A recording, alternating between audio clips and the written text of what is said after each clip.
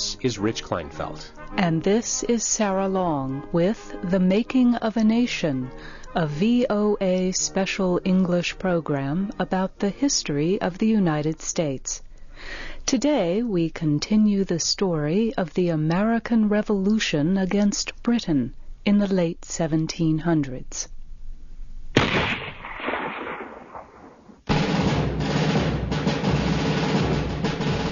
Battles had been fought between Massachusetts soldiers and British military forces in the towns of Lexington and Concord.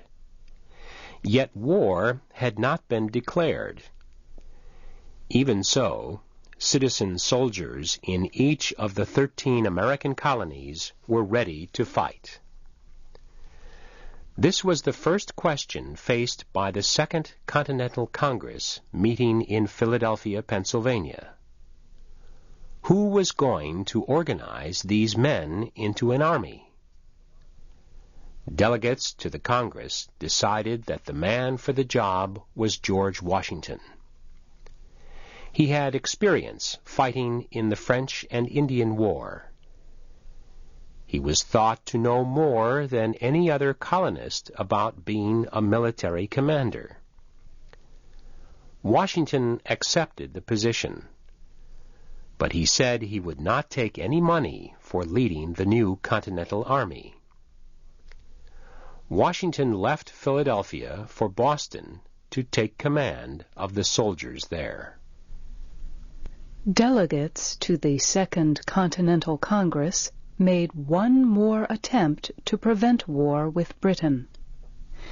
They sent another message to King George. They asked him to consider their problems and try to find a solution. The king would not even read the message. You may wonder, why would the delegates try to prevent war if the people were ready to fight?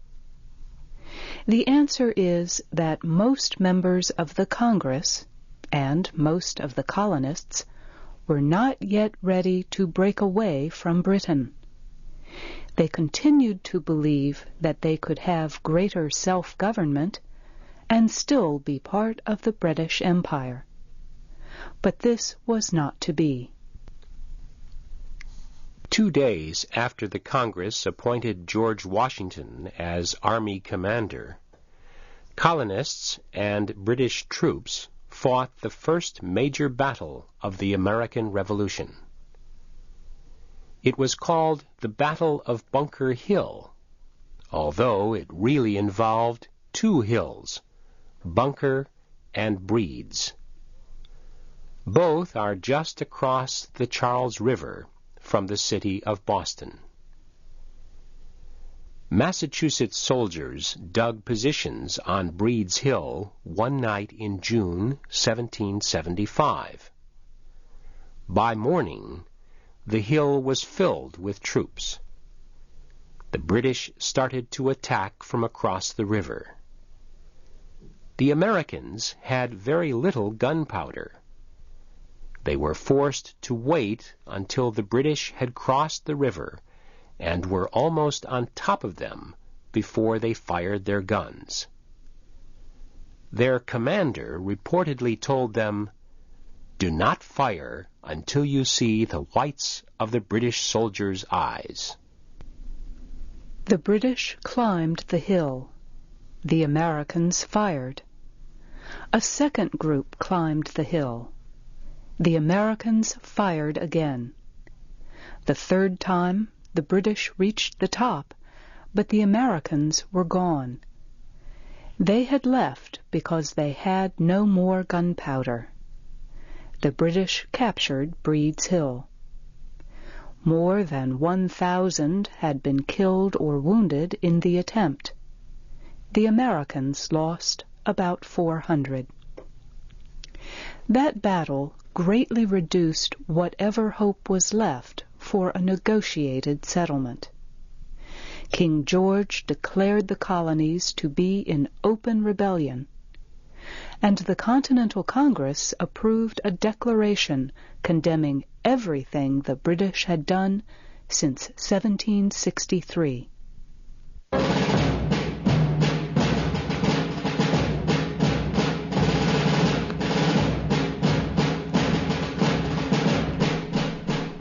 American colonists fought several battles against British troops during 1775.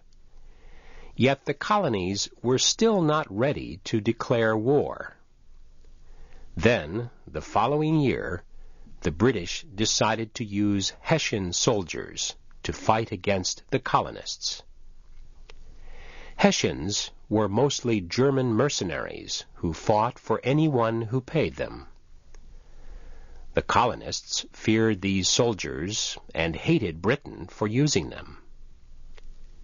At about the same time, Thomas Paine published a little document that had a great effect on the citizens of America. He named it Common Sense.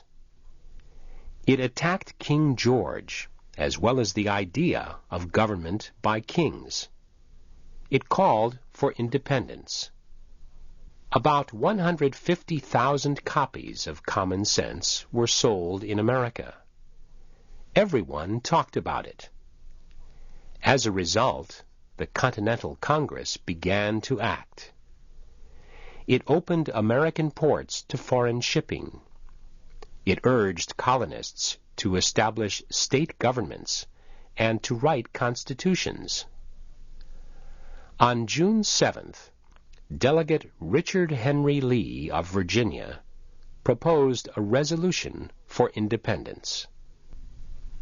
The resolution was not approved immediately. Declaring independence was an extremely serious step. Signing such a document would make delegates to the Continental Congress traitors to Britain. They would be killed if captured by the British. The delegates wanted the world to understand what they were doing and why. So they appointed a committee to write a document giving the reasons for their actions. One member of the committee was the Virginian Thomas Jefferson. He had already written a report criticizing the British form of government. So the other committee members asked him to prepare the new document. They said he was the best writer in the group. They were right. It took him 17 days to complete the document that the delegates approved on July 4th, 1776. It was America's Declaration of Independence.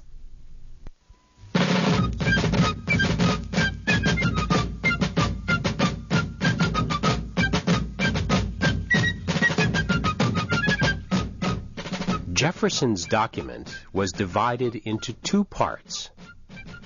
The first part explained the right of any people to revolt.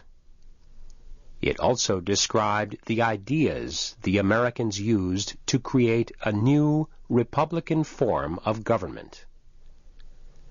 The Declaration of Independence begins this way. When in the course of human events it becomes necessary for one people to dissolve the political bands which have connected them to another, and to assume among the powers of the earth the separate and equal station to which the laws of nature and of nature's God entitle them, a decent respect to the opinions of mankind requires that they should declare the causes which impel them to the separation. Jefferson continued by saying that all people are equal in the eyes of God. Therefore, governments can exist only by permission of the people they govern. He wrote, "We hold these truths to be self-evident, that all men are created equal, and that they are endowed by their Creator with certain unalienable rights, that among these are life, liberty, and the pursuit of happiness.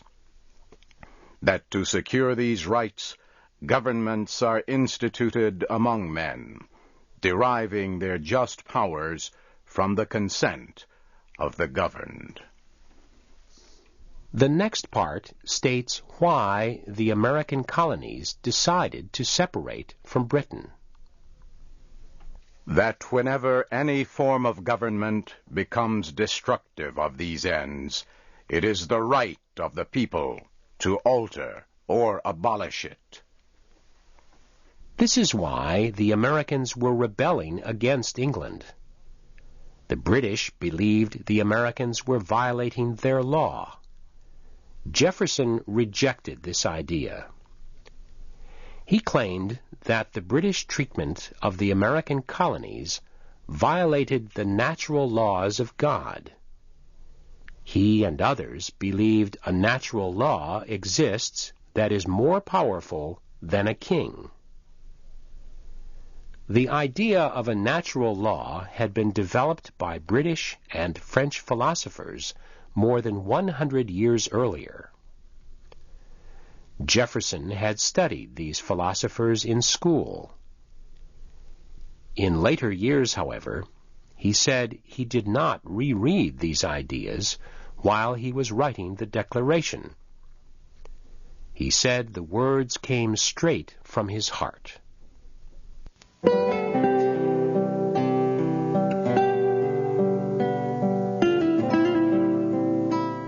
The second part of the Declaration lists 27 complaints by the American colonies against the British government.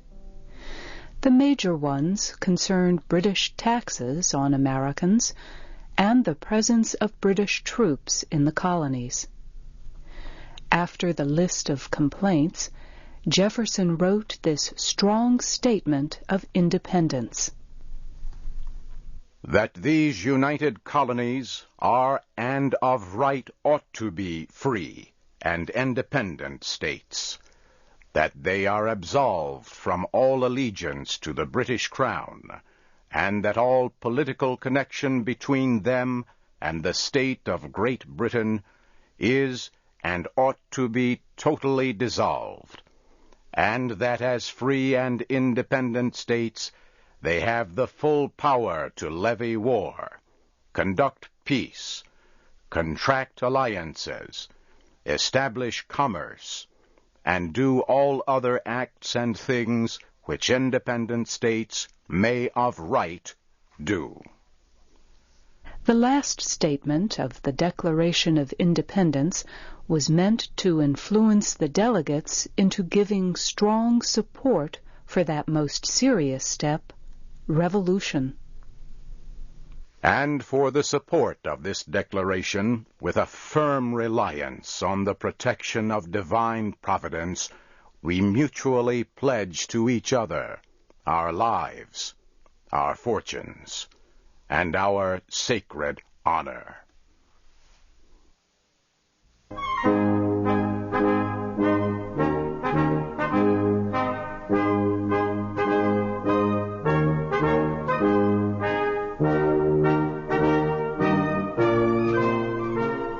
Today's Making of a Nation program was written by Nancy Steinbach.